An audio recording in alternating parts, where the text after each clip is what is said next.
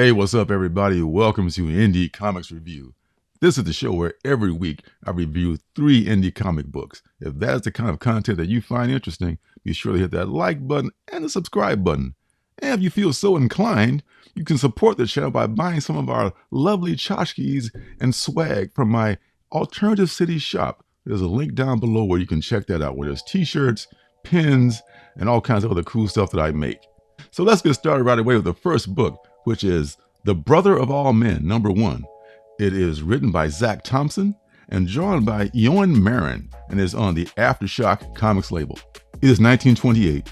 Veteran of the Great War and part-time private detective, Guy Horn travels to a remote community in Western Canada to retrieve his estranged brother from the clutches of a dangerous cult. As Guy struggles to gain control of his own personal demons, he's tantalized by the cause and its charismatic leader, Brother 12. A tightly plotted horror mystery based on a true story wherein writer Zach Thompson, I Breathe the Body, Undone by Blood, and Kazar, joins forces with artist Eoin Marin, Killer Groove, for a new miniseries that blends the unexpected twist of hard-boiled detective noir with the uncanny traditions of folk horror. As it says, it takes place in 1928 in Vancouver, British Columbia. And this guy, Guy Horn, is a kind of down on his luck private detective, part-time private detective, and a veteran of the Great War. There's always a Great War until the next war. That's another story. Is in World War I, and he wears this facial prosthesis, kind of like one of the characters from Boardwalk Empire. War. I guess a lot of returning veterans had to wear those kind of prostheses back in the day. And Guy's on a case. He's looking for this woman. That's mainly the part of the case that he's looking for. But he's also, in this picture that he was given for this woman he's looking for, is a picture of what looks to be his, at least to him, his blood brother. We get a little bit of an insight as to his brother and their connections and so forth. At some point, he's asking questions about this Brother 12 or this cult that's taken hold in the PNW, and he eventually gets a flyer that leads him to the headquarters of said cult, and he gets to meet firsthand this guy who he believes to be his brother, and they come face to face. And I don't know what's because of the injury and the prosthesis. His brother doesn't recognize him, or his brother, maybe didn't see him since he was a kid, and now with the injury, he can't recognize him. So he meets his brother. His brother is part of this cult, and he also meets this Brother 12, this mysterious leader who wears a mask, and he's like preaching to the masses about what cult leaders always do, like, hey, I'm one of you, and come be with me, it's gonna be great. And then it all hits the fan. So as we close the story out, there's this crazy initiation ritual, as cults and secret societies often have, and as that story closes out, the first issue closes out, some things are being revealed after that initiation. So yeah, I'm hopeful. I'm hopeful that this series is going to be better than I Breathe the Body, which let me down to some degree. But Zach Thompson seemed like a good writer. I'm just gonna let that go. I mean, maybe if I reread I Breathe the Body, I might feel differently about it, but I don't know. But that aside, I'm trying to put all that in the past and just focus on this issue. So yeah, I'll be getting the second issue absolutely to see where it's headed, and if it's still on the right track, so to speak. And Eoin Marin's art is very nice too. It fits the era very well. And yeah, I will check this out going forward, and I'm hopeful that it'll not disappoint me. Next book is Golden Rage #1. It is written by Chrissy Williams and illustrated by Lauren Knight, and it's on the Image Comics label.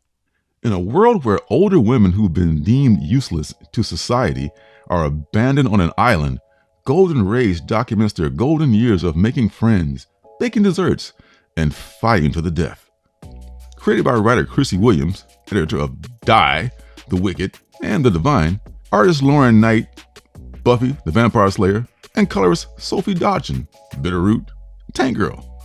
This is the first issue of a brand new 5-issue miniseries where Battle Royale meets the Golden Girls.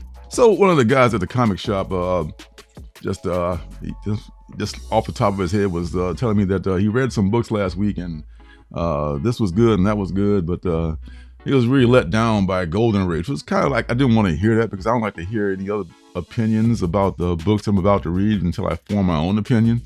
But I give it a chance, and I've been looking forward to it because the concept seemed pretty interesting.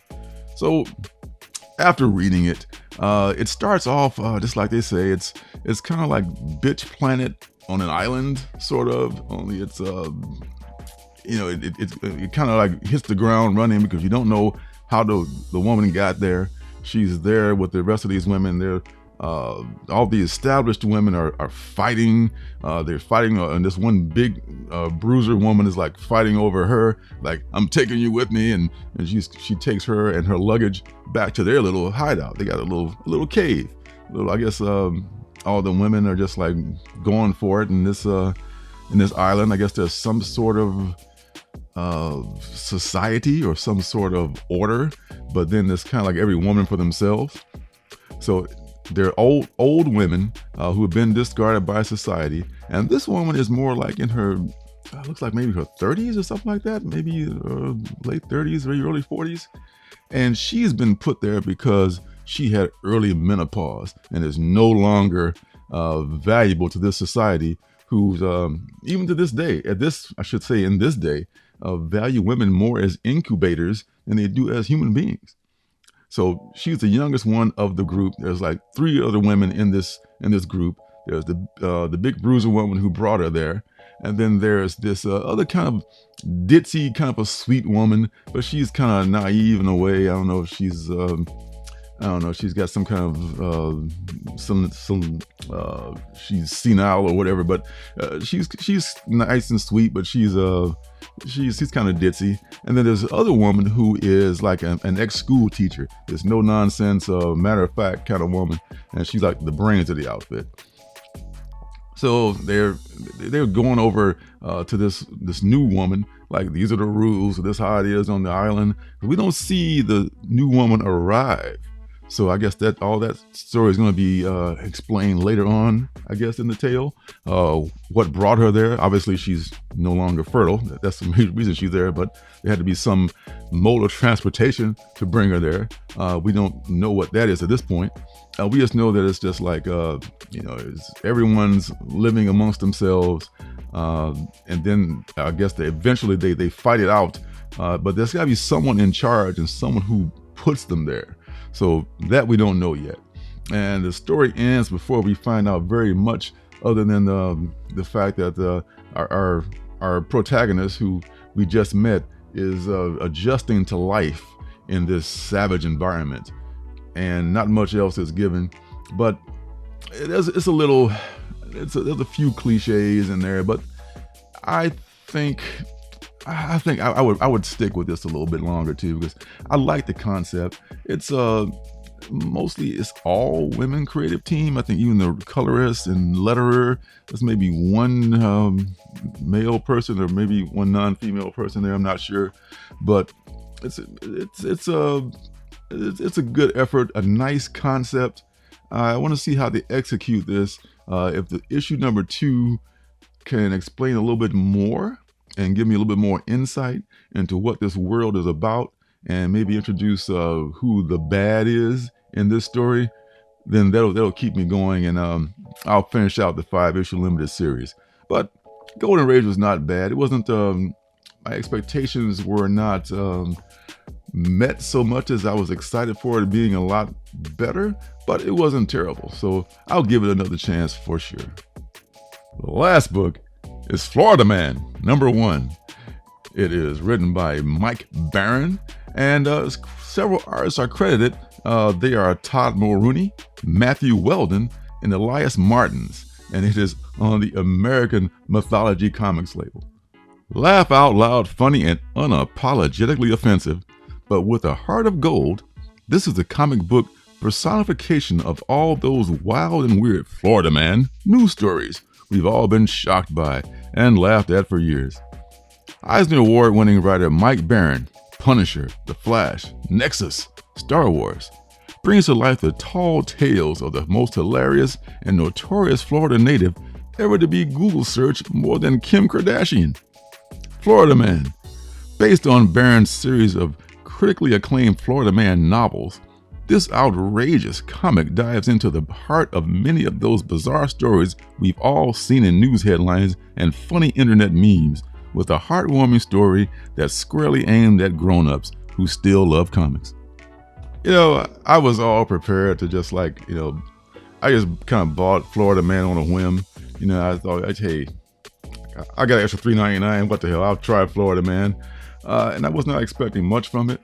But I did, like they say, there were a few laugh out loud moments in there. I actually laughed at some of the stuff out there. But hey, I laughed at the Three Stooges too. But I wouldn't call it, great, deep, cerebral comedy. So there's a lot of the expected low-hanging fruit jokes about Florida. It starts off just focusing on this trio here. There's like one guy is an exterminator, and the other guy is kind of like I forgot what he does, but he may be out of work. I think he's looking for work. He was considering dressing up as like a Chuck E. Cheese mascot kind of a job, but he turned that down. So I'd rather, and I don't blame him, quite frankly. He'd rather just hustle rather than work kind of a job like that. And for some reason, he's got this hot wife who's also like a Florida woman, pretty much. It's like the female version of him. And the first issue, I should say, revolves around the one guy trying to get money to bail his wife out of jail again. So it goes through all these different things that happen that can only happen in Florida, you think, or so the media tells us.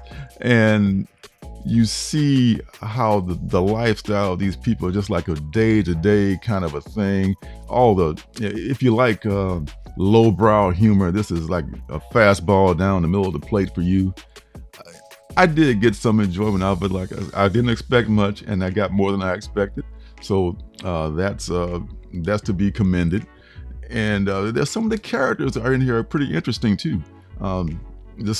Besides the three characters that I mentioned before, there's this one character who's a lawyer who's very much out of the Saul Goodman school of attorneys, and he's pretty hilarious actually.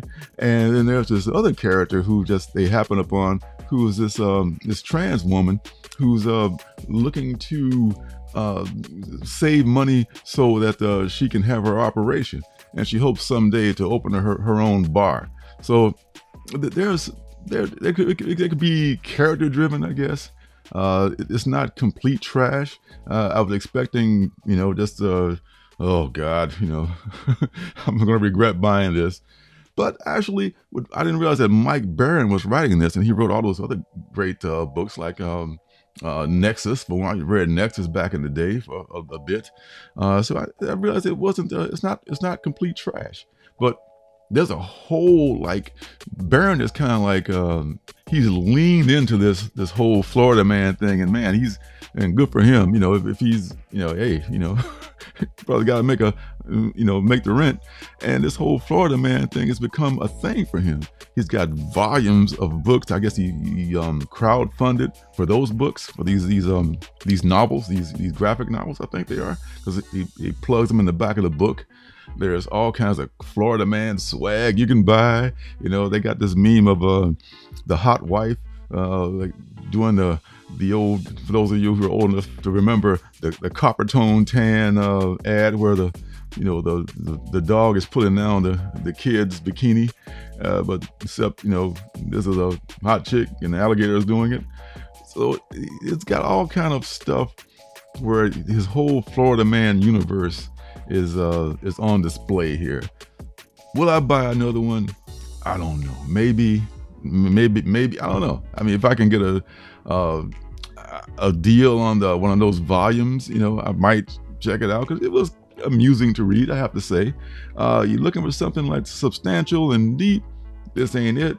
But if you're looking to laugh a little bit, you like a little lowbrow, sometimes toilet humor, with some good character development, like I said before. So it's just not complete trash, but go into it with your eyes open that this is what you're going to be getting.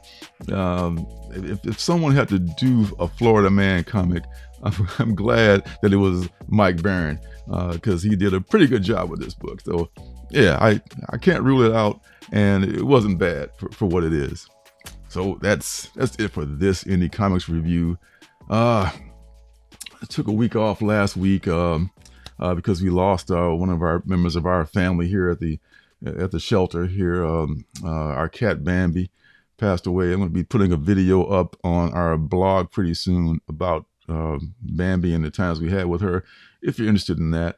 And still working on getting the internet, or I should say the email together again, so I can get more submissions for the Artist Alley, because that's kind of on hiatus right now because I can't receive any PDFs or anything by mail. So if you got a book to send me, the address is down below in this video. You can send me an actual book, or if you can't, I understand, because shipping is difficult, especially when you're shipping to a different country. So other than that, thanks for stopping by. Be sure to hit the like button and the subscribe button, and turn on notifications so you know when I'm making my next video. So until next time, I'll see you guys in the funny papers.